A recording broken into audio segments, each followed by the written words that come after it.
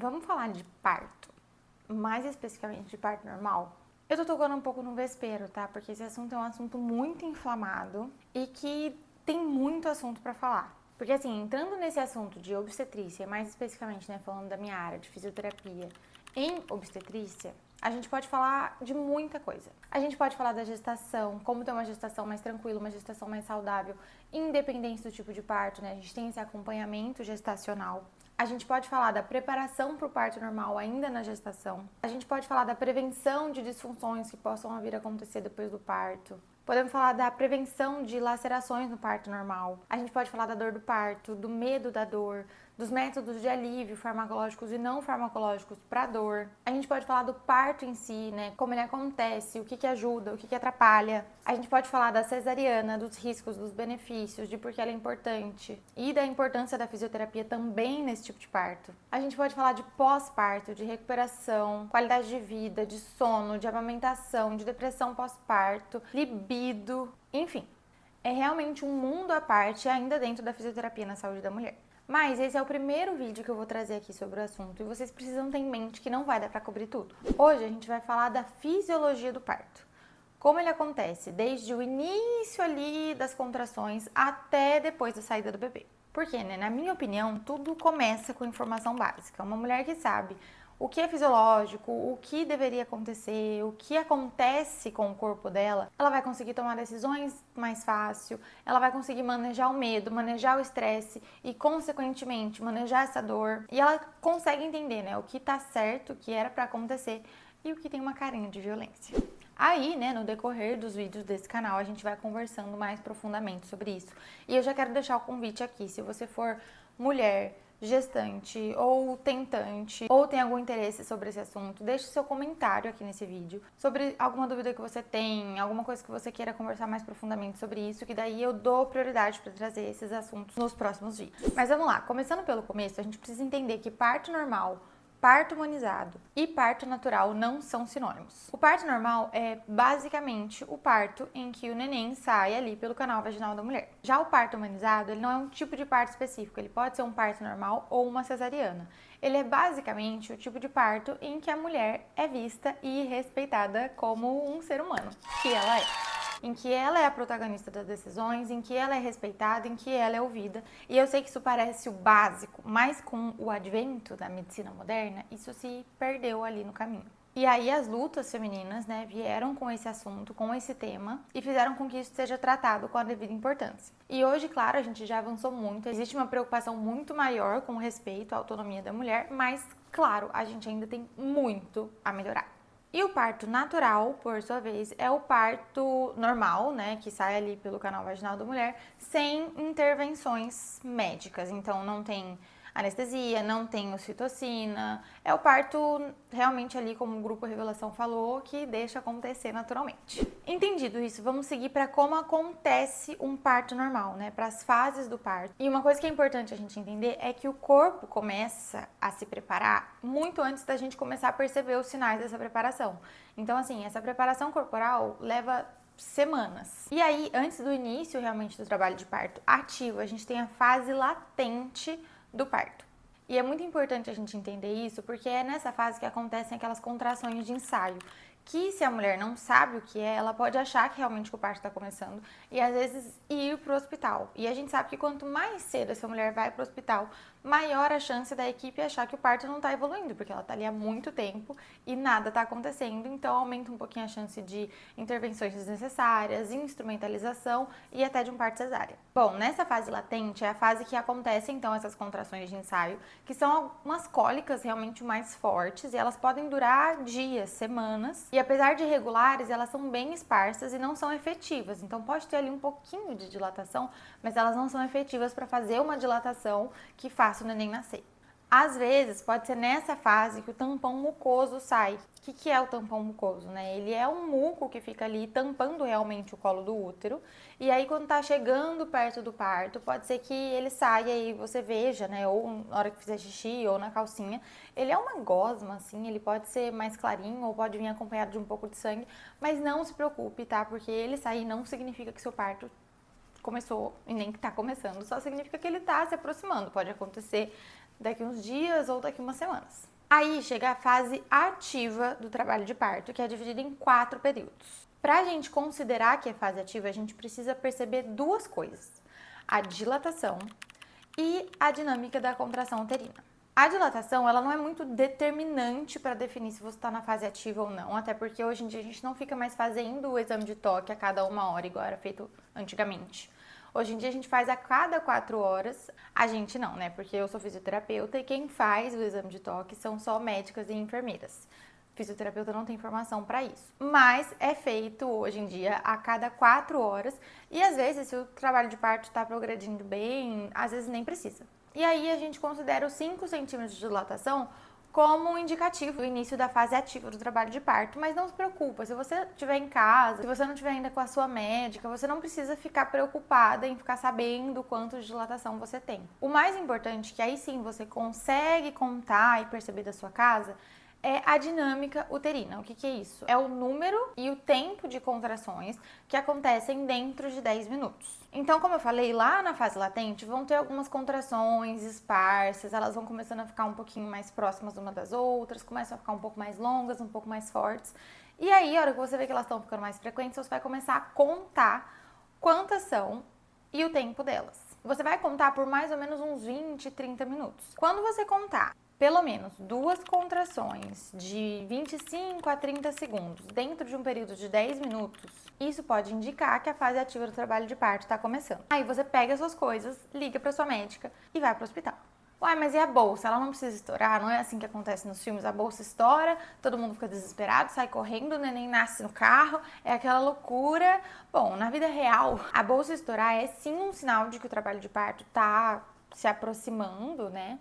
Mas não é um sinal de que o trabalho de parto começou. E às vezes ela nem estoura, tá? Às vezes o neném nasce dentro da bolsa, que a gente chama de parto empelicado, e aí a equipe precisa abrir a bolsa para tirar o neném lá de dentro. Às vezes ela estoura já no momento do expulsivo. Então assim, você já tá no hospital, o neném já tá nascendo e aí ela estoura. E às vezes pode acontecer de a equipe estourar com a mão. E aí por que eles fazem isso? Porque romper a bolsa pode acelerar um pouquinho o trabalho de parto. E aí, por exemplo, às vezes as mulheres estão em uma indução, o trabalho de parto deu uma paradinha na progressão, eles vão lá e estouram a bolsa para tentar fazer isso voltar a progredir. Mas já avisando que a partir do momento que a bolsa estoura, a dor pode aumentar um pouquinho. E aí, se por acaso a bolsa rompe, a gente precisa observar a cor do líquido que sai. Então, a primeira coisa que você vai fazer não é sair correndo, é parar e olhar o líquido. Se ele estiver clarinho, transparente, você vai ligar para sua médica, avisar que a bolsa estourou, vai pegar as suas coisas e vai para o hospital com calma. Se você ainda não estiver tendo essas contrações efetivas, pode ser que depois da bolsa se romper isso comece. Ou lá no hospital eles vão monitorando você e o bebê e vão avaliando se precisa fazer alguma coisa para realmente acelerar esse trabalho de parto. Mas dá para seguir naturalmente o curso das coisas. Agora, se o líquido estiver escuro, isso significa que tem mecônio ali no líquido. O que é isso? É basicamente o cocô do neném. Nesse caso, você precisa ter um pouquinho mais de urgência.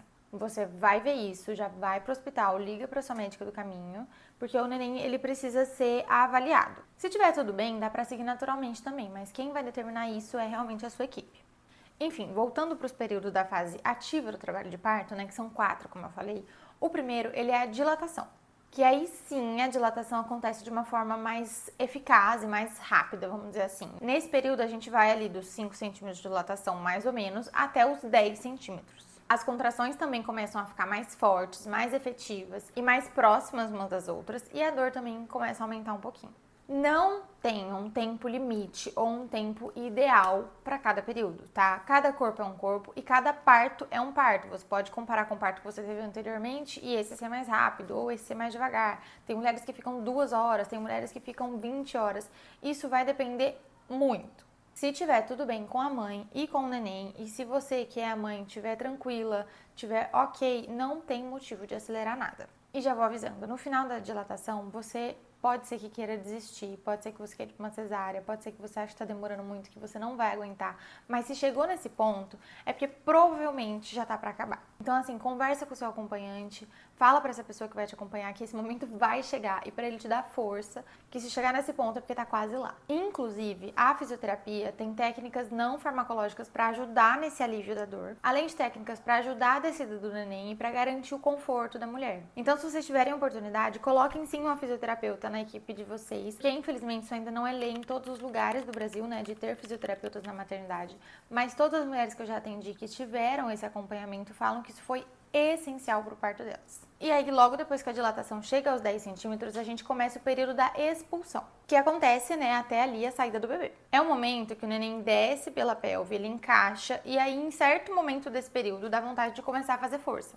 Ou seja, não é porque chegou nos 10 centímetros que você precisa começar a fazer força, tá? É o seu corpo que vai falar. Nessa fase, as contrações são ainda mais longas e ainda mais próximas, mas ela acaba sendo uma fase mais rápida. Então, assim, por mais que ela seja mais intensa, ela acaba mais rápido. E é aquela coisa, né? Entrou, vai sair. E assim, quanto mais eu estudo sobre parto, e principalmente sobre a fase do expulsivo, mais eu acho o corpo feminino fantástico. Porque as coisas acontecem em uma sincronia, em uma coreografia, o neném desce, o neném roda, a gente abre nossa pelve e fecha nossa pelve. É uma coisa assim, animalesca e linda de se ver.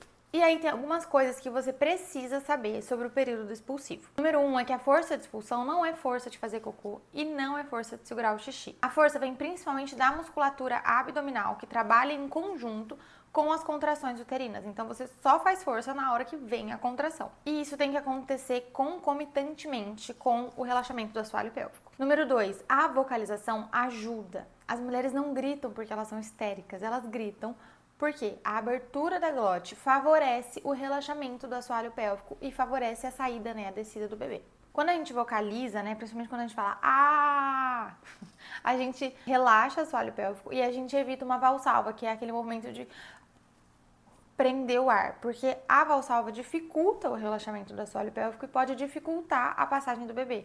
E aí sobrecarrega o assoalho pélvico e pode até ser um fator de risco para lacerações perineais, que são aquelas lesões que acontecem ali no períneo. E isso é literalmente o tema do meu doutorado.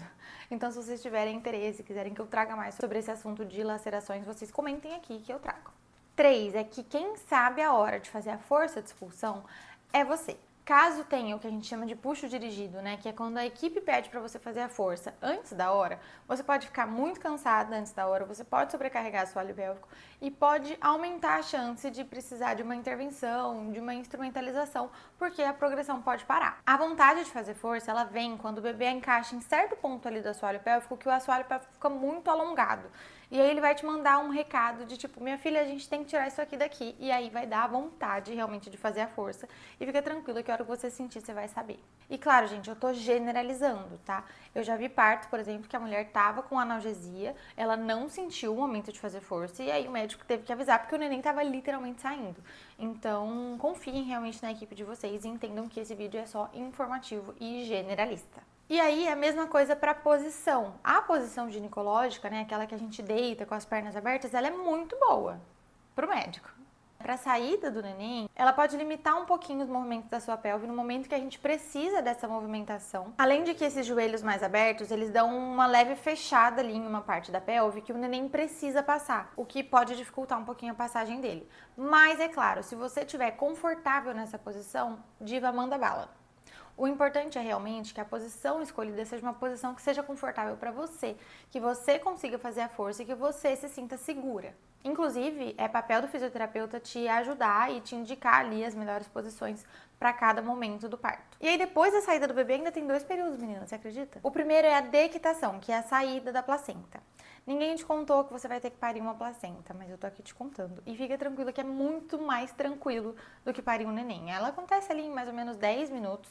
Tem algumas contrações, mas elas são um pouquinho mais fracas e bem mais toleráveis. E para quem pariu um neném, parir uma placenta não é nada. E aí vem o último período, que é a observação. Então, a mãe e o neném precisam ficar 1 hora em observação depois do parto, que é inclusive o que a gente chama de golden hour, que é aquela 1 hora, né, de ouro para a mãe ficar em contato pele a pele com o neném. Isso é muito bom para diversas coisas, inclusive para o afeto, né, para o vínculo entre mãe e bebê, e para a amamentação, se você quiser, tiver interesse em amamentar. E aí foi! Você passou por tudo e tá com o seu pacotinho em mãos. Como eu falei lá no começo, esse vídeo era só sobre a fisiologia, para você entender do começo ao fim como que acontece um trabalho de parto. Tem muito mais para se falar sobre esse assunto. Mas aí vai ficar para outros vídeos. E vocês comentem aqui nesse vídeo o que mais que vocês querem saber sobre esse assunto, que eu dou prioridade para trazer. E claro, se você gostou desse vídeo, deixa o seu like. Se você gosta de assuntos em saúde da mulher, fisioterapia na saúde da mulher, corpo feminino, se inscreve no canal e me segue no Instagram, que é onde eu falo mais sobre isso.